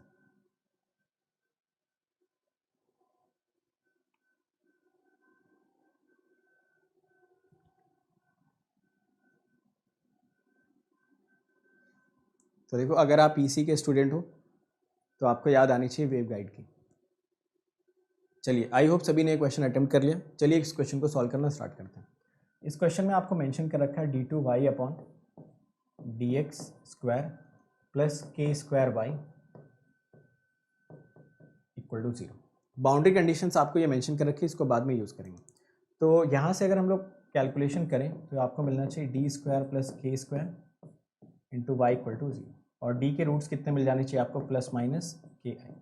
यानी कि यहाँ से जो आपको वाई का इक्वेशन मिलना चाहिए that should be c1 cos kx plus c2 sin kx। ये दो चीज़ें आपको मिल जानी चाहिए। पहला डेटा देखते हैं। पहली डेटा में बोल रहा है x इक्वल टू 0 पे y की वैल्यू मिलनी चाहिए 0। तो x इक्वल टू 0 अगर आप डालते हो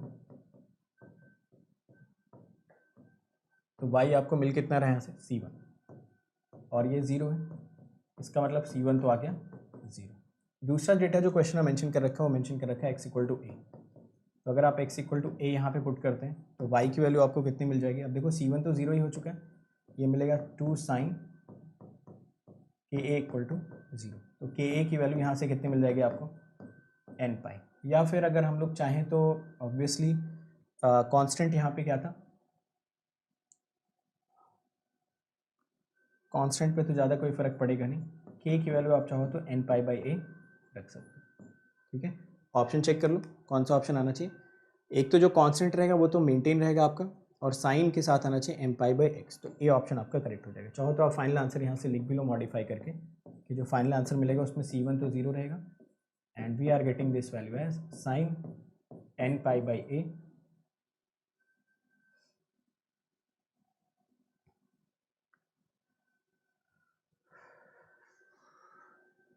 इंटू एक्स। ठीक है, तो अगर आपको याद हो तो वेव गाइड में ऐसे हम लोग काफ़ी सारे डेरिवेशंस करते हैं जब बाउंड्री कंडीशंस लगाते हैं। ठीक है, तो इस तरीके के बहुत सारे एक्सप्रेशंस निकल के आते हैं। तो ए ऑप्शन आप सभी लोगों को करेक्ट, एम लिख लो एन लिख लो, it does not make a difference. Summation यहाँ पे क्यों लगा दिया इसने, समेशन लगाने का मतलब ये है कि ये बोल रहा है एम की डिफरेंट वैल्यूज आप यहाँ पे पुट कर सकते हो। तो एम की अगर आप कोई एक वैल्यू पुट करोगे तो आपको एक सोल्यूशन मिल जाएगा, एम की दूसरी वैल्यू पुट करोगे तो दूसरा सोल्यूशन मिल जाएगा। तो जैसे जैसे एम की वैल्यूज चेंज करते जाओगे वैसे वैसे आपके सॉल्यूशंस भी चेंज होते जाएंगे। चलो अगले क्वेश्चन पे आ जाओ। इस क्वेश्चन को देखिए और इस क्वेश्चन को सॉल्व करिए। तो जैसा कि मैं बोल रहा हूँ जैसे जैसे आप आगे जाते जाओगे ना, डिफरेंशियल इक्वेशन के क्वेश्चंस का लेवल थोड़ा सा बढ़ता जाएगा। किसी किसी में हो सकता है कैलकुलेशन ज़्यादा हो, बट सोचने का लेवल थोड़ा थोड़ा बढ़ता चला जाएगा। समझ गए? चलो यार इसको सॉल्व करो, जल्दी बताओ। 1 मिनट का टाइम इस क्वेश्चन में आपके पास है। अब देखो यहाँ पे क्या करना है, आपके पास ऑप्शंस भी अवेलेबल है। ठीक है, तो आपको मैच करने के लिए बोल रहा है, आपको मैच करने के लिए बोल रहा है कि पी क्यू आर, और यहाँ पे कुछ उसने मेंशन कर रखा 1 2 3। तो अगर देखो आप चाहो ना तो कॉमन सेंस से बिना कुछ सॉल्व किए भी इसको आंसर बता सकते थे। अगर आप चाहते तो आप थोड़ा बहुत कॉमन सेंस लगा के भी इसका आंसर कैलकुलेट करके बता सकते हो। बट अगेन आप इसको थोड़ा ट्राई करो और कोशिश करो कि क्वेश्चन को सॉल्व भी कर पाओ।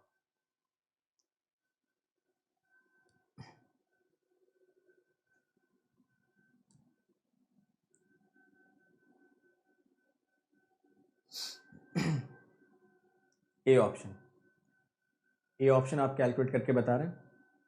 ठीक है, वही मैं कर रहा हूँ। आप चाहो ना तो कॉमन सेंस से भी इसका आंसर कैलकुलेट करके बता सकते हैं मोस्ट ऑफ अस।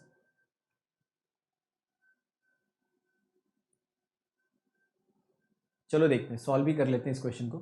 इस क्वेश्चन को मैं आपके लिए सॉल्व भी करके दिखा देता हूँ। देखो जरा यहाँ क्वेश्चन दे रखा है d2y by d x 2y dot and 101 2y। तो अगर यहाँ से देखो इक्वेशन आप बनाते हैं तो इक्वेशन आपको क्या मिलने वाली थी, D square plus 2d plus 101, यही मिलने वाला था।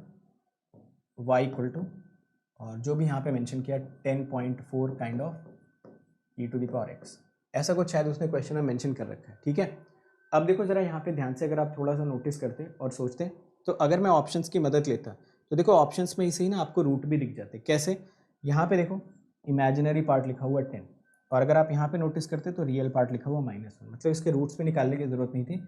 आप चाहते तो निकाल के चेक ही करते, आपको रूट्स यही मिलने वाले थे। समझ गए ना? तो ये मैंने ऑप्शन से ही जज कर लिया यार। कितने लोगों के लॉजिक डायरेक्टली समझ में आ गया? मैंने क्या किया कि इस इक्वेशन का पर्टिकुलर इंटीग्रल निकालने के लिए मुझे रूट्स निकालना ही पड़ता। तो रूट्स निकालने की बजाय मैंने क्या किया, मैंने सिंपली यहीं से चेक कर लिया। एक ऑप्शन ये था, एक ऑप्शन ये था, एक ऑप्शन ये था।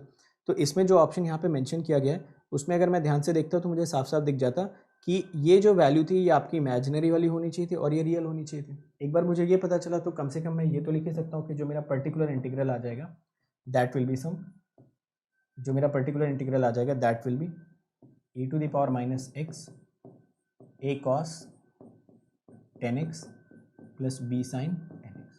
क्वेश्चन आपका वैसे तो यहीं से सॉल्व हो गया, क्योंकि क्वेश्चन में उसने पूछ रखा है कि पर्टिकुलर इंटीग्रल आपका कौन सा होगा। तो पर्टिकुलर इंटीग्रल अगर आप यहाँ पे कैलकुलेट करो तो क्यू का ऑप्शन हमेशा कौन सा मिलना चाहिए?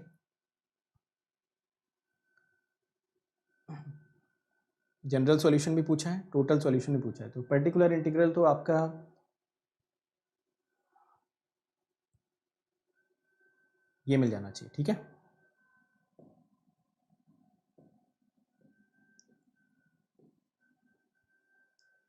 ठीक आ गया समझ में सबको? चेक करिए और बताइए इसको। पहला वाला पार्ट देखो कितने लोगों को समझ में आया, फिर सेकंड वाले पे हम लोग आते हैं।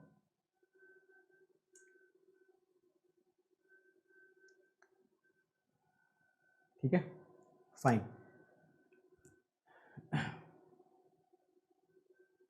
अरे इसको बताओ यार, ये बताओ सबको समझ आ गया ना ये वाला पोर्शन जो मैंने लिखा? चलो अब आते हैं दूसरे वाली कैलकुलेशन पे। तो दूसरे वाली कैलकुलेशन निकालने के लिए आपको लिखना पड़ेगा 10.4 e⁻x divided by d² plus 2d plus 101। ठीक है, तो यहाँ से अगर हम लोग कैलकुलेशन करें तो हमको मिल जाएगा 10.4 e⁻x, यहाँ पे 1 पुट कर देंगे तो आई थिंक ये 104 हो जाना चाहिए, and we will get this thing as 0.1 into e⁻x। तो पर्टिकुलर इंटीग्रल हमको कितना मिल गया? 0.1 इंटू e⁻x। तो अगर आप कॉम्प्लीमेंट्री फंक्शन, ये कॉम्प्लीमेंट्री फंक्शन लिख लो इसको, मैंने पी लिख दिया इसको। चलो, तो अगर आप कॉम्प्लीमेंट्री फंक्शन कैलकुलेट करते तो आपको डायरेक्टली ये दिख जाता, पी आपको डायरेक्टली यहाँ से दिख रहा। तो ऑप्शन चेक करो, क्यू का ऑप्शन क्या होना चाहिए था? 1। तो क्यू का ऑप्शन 1 कहाँ पे दिख रहा है? मेरे ख्याल से सिर्फ और सिर्फ ए ऑप्शन में दिख रहा है। तो आपको बाकी सारे ऑप्शंस कैलकुलेट करने की ज़रूरत ही नहीं थी। तो दो चीज़ें तो मैंने आपके लिए यहाँ पे कैलकुलेट कर दी, एक तो मैंने कॉम्प्लीमेंट्री फंक्शन निकाल दिया, दूसरा पर्टिकुलर इंटीग्रल निकाल दिया। मतलब अगर मुझे टोटल आंसर भी कैलकुलेट करके लिखना होता तो टोटल आंसर आप क्या लिखते? y is equal to y of C F plus y of P I. C F आपको कितना मिलता? e⁻⁻x a sin 10x plus b cos 10x, और पर्टिकुलर इंटीग्रल तो आपको दिख ही रखा है 0.1 इंटू e⁻x। ठीक है, समझ आ गया ना सभी लोगों को? अब इसमें शायद कुछ इनिशियल कंडीशन भी मेंशन कर रखी थी, आप चाहो तो इनिशियल कंडीशन लगा के थर्ड वाला ऑप्शन भी मैच करा सकते हो, मगर उसकी ज़रूरत नहीं है क्योंकि आपने दो ऑप्शन तो ऑलरेडी कैलकुलेट करके मैच करा लिए। ठीक है, चलो अगले क्वेश्चन पे आते हैं, नेक्स्ट क्वेश्चन पे। चलिए अगला क्वेश्चन ट्राई करिए। अगला क्वेश्चन के लिए भी मैं आपको 2 मिनट का मौका देता हूँ, तो within 2 minutes you have to solve this question out.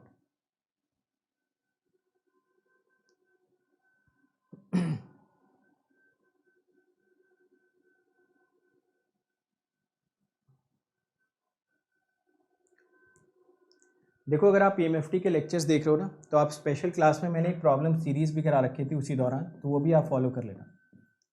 तो जो भी MFT के यूट्यूब पे लेक्चर्स देख रहा है ना, तो स्पेशल क्लास में आप जाना, वहाँ पे मैंने शायद 13 या 14 लेक्चर्स की प्रॉब्लम सीरीज़ भी चलाई थी, तो आप उसको भी ज़रूर फॉलो कर लीजिए। ठीक है, चलो चलो यार इस क्वेश्चन को सॉल्व करो, इसका भी आंसर बताओ। तो ये नोट कर लेना जो भी पूछ रहा था MFT के लिए।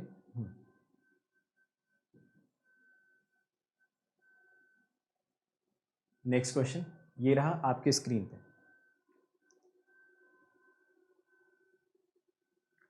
चलो सॉल्व करते हैं इस क्वेश्चन को भी। तो इस क्वेश्चन में देखते हैं दे क्या रखा है। अगर आप इस क्वेश्चन में नोटिस करते हैं तो आपको मेंशन किया था k² d2y dx² equal to y minus y2। I think इतना डेटा क्वेश्चन में मेंशन किया था, और कुछ बाउंड्री कंडीशन में मेंशन कर रखा y equal to y1 at x equal to 0, y equal to y2 at x equal to 0, k y1 and y2 are constant. तो देखो जब भी इस टाइप के क्वेश्चंस आते हैं तो इस टाइप के क्वेश्चंस में आपका एक अप्रोच तो हमेशा सेट अप्रोच ही होता है, इसमें ज़्यादा तो आप कुछ कर नहीं सकते हो, क्योंकि इसमें d2y by d x square किया आपने और k स्क्वायर से कर देते हैं दोनों साइड डिवाइड, तो ये मिला y upon k square minus y2 upon k square. इसको इधर लेके आ जाते हैं तो यहाँ से आपको मिलना चाहिए d2y upon d x square minus y upon k square and this should become minus y2 upon k square, जो कि एक कांस्टेंट वैल्यू, ठीक है, क्योंकि यहाँ पे क्वेश्चन में मेंशन कर रखा है y2 भी कांस्टेंट आपका और k भी कांस्टेंट है। अब जब ये इक्वेशन आपको मिल गया तो आप यहाँ से क्या करोगे, ध्यान से देखना। सबसे पहले तो आप इसको लिख लेंगे डी स्क्वायर माइनस 1 बाई के स्क्वायर इक्वल टू 0। तो जो आप यहाँ से कॉम्प्लीमेंट्री फंक्शन की कैलकुलेशन करोगे तो वो तो मिल जाएगा c1 e to the power minus x by k plus c2 e to the power x by k, है ना, क्योंकि रूट्स तो आप सभी लोगों को डायरेक्टली दिख रहे होंगे। रूट्स आपको मिलेगा प्लस माइनस 1 बाई के, तो एक रूट्स मिल गया 1 बाई के इंटू एक्स, दूसरा मिल गया x बाई के। अब बारी आती है पर्टिकुलर इंटीग्रल की, तो यहाँ पे इंपॉर्टेंट वही है पर्टिकुलर इंटीग्रल जब आप कैलकुलेट करोगे ना, तो मैंने आपको एक बड़ा इंपॉर्टेंट रूल बताया था, अगर आप सभी लोगों को याद हो तो, ये तो हो गया minus y2 upon k square divided by इसकी वैल्यू जो आप पुट करोगे यहाँ पे which is D square minus 1 by के स्क्वायर, ठीक है। तो मैंने आपको बताया था कि जब भी कोई कांस्टेंट ऊपर मेंशन किया होता है तो कांस्टेंट को आप हमेशा क्या मान लेते हैं, कांस्टेंट को आप हमेशा मान लेते हैं e टू द पावर 0। तो अगर आप इसको e to the power 0 x type का कुछ मानते हैं, इसका मतलब यहाँ पे d की जगह पे क्या आने वाला था 0 और ओवरऑल आंसर आ जाता y2, जैसा कि कमेंट सेक्शन में कोई बता भी रहा है, विच इज़ एब्सोल्युटली करेक्ट। तो यहाँ से जो y CF या फिर y टोटल सॉल्यूशन जो आपको मिल रहा है वो मिल रहा है c1 e to the power minus x by k plus c2 e to the power x by k plus y2। ये आपको फाइनल सॉल्यूशन यहाँ तक मिल जाना चाहिए। अब देखते हैं जो इनिशियल कंडीशन दे रखी है उसको आप यहाँ पे लगा दीजिए। पहला इनिशियल कंडीशन दे रहा है कि जब x इक्वल टू 0 डालोगे तो y की जगह पे आपको मिलना चाहिए y1। चलिए चेक करते हैं, x इक्वल टू 0 डाल देते हैं यहाँ पे, तो y की जगह पे आपको मिल जाएगा y1। तो यहाँ से मिला c1 plus c2 plus y2, या फिर अगर मुझे y1 माइनस y2 लिखना होगा so I can simply write it as c1 plus, ये पहली इक्वेशन और पहली कंडीशन के अकॉर्डिंग। सेकेंड कंडीशन में देखते हैं क्या मेंशन किया। सेकेंड कंडीशन में मेंशन कर रखा है कि अगर आप y इक्वल टू, कंडीशन कहाँ गई, x इक्वल टू 0 पे y इक्वल टू y2, यहाँ पे भी कुछ मिसप्रिंट है क्या,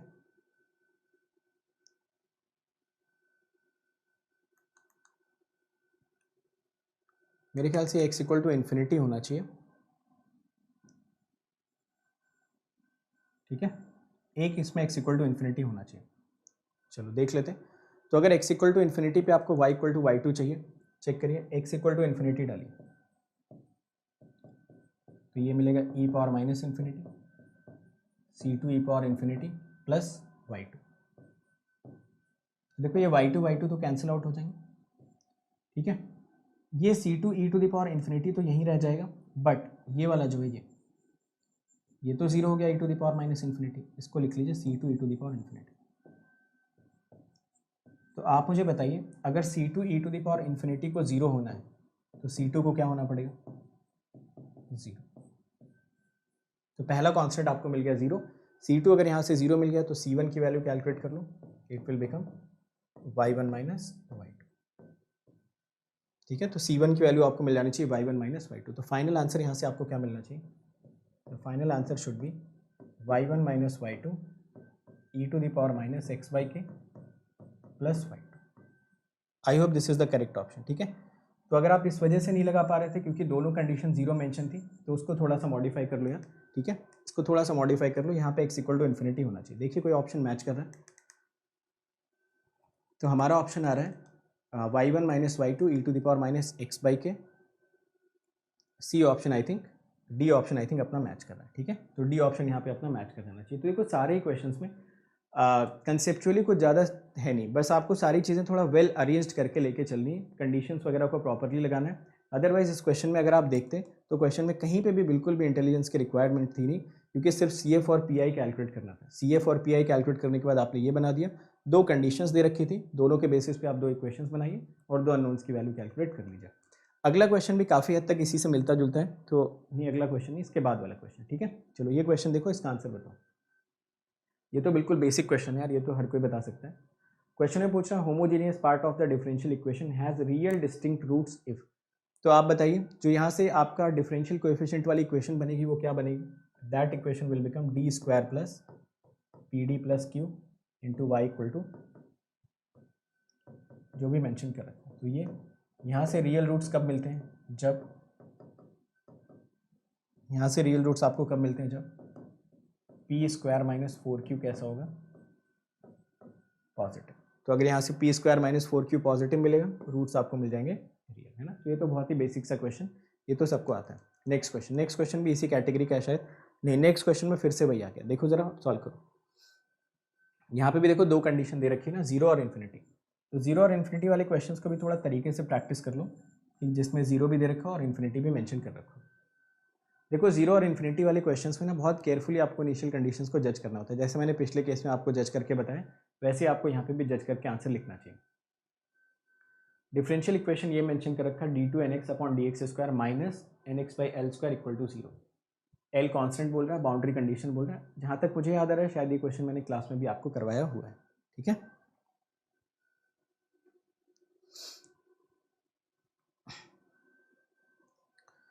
तो चलो यार आंसर निकालो सभी लोग जल्दी।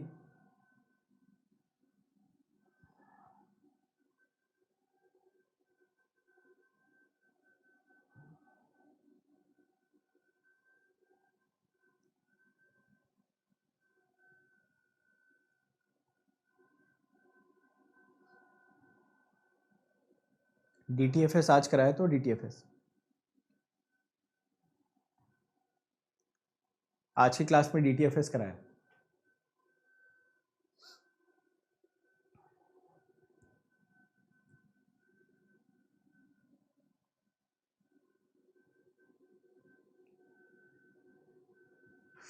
चलो यार आंसर बताओ। तुम लोग यार पढ़ाई तो करते नहीं हो, पढ़ाई करने वाली जनता बहुत कम है।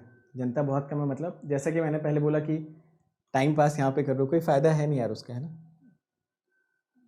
इनको ultimately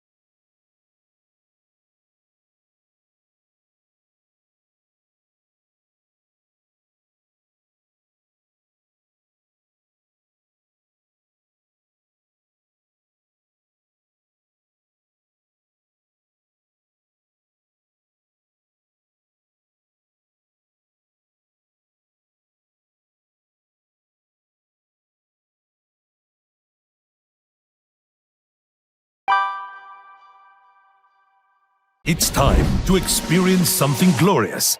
Unacademy Combat. Compete, crack, conquer. A challenging gate contest engineered to give you an experience like none other. where you put your knowledge to test. and battle it out with a test. To bring out the best in you, Unacademy Combat is the most competitive, gamified contest for gate till date, with the best of the questions by best educators. With detailed video solutions from top educators right after each contest. Combat live with peers to get real-time rankings and win big. Participate in every contest to improve your ratings. Challenging contests every fortnight or alternate Sunday. Live ranking after every question. Big rewards for top rankers. Your passion to crack gate deserves this. Your hard work towards your dream deserves this. Fuel your inner fire for the ultimate gate challenge. Unacademy Combat. Register now.